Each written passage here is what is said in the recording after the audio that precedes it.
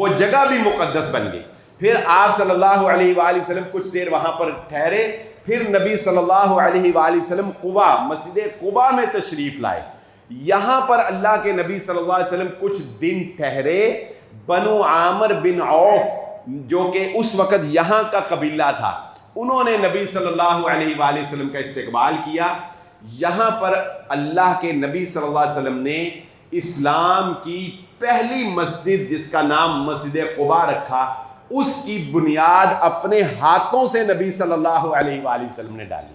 آپ اپنے ہاتھوں سے پتھر اٹھاتے تھے، اور روایات میں آتا ہے کہ ان پتھروں کی گرد نبی صلی اللہ علیہ وآلہ وسلم کے جسم اطہر کو چھوتی تھی۔ یہ مسجد قباء پوری دنیا میں وہ واحد مقام ہے کہ جہاں پر آپ کو 2 نفل ادا کرنے پر اللہ رب العزت عمرہ کرنے کے برابر ثواب عطا فرما دے۔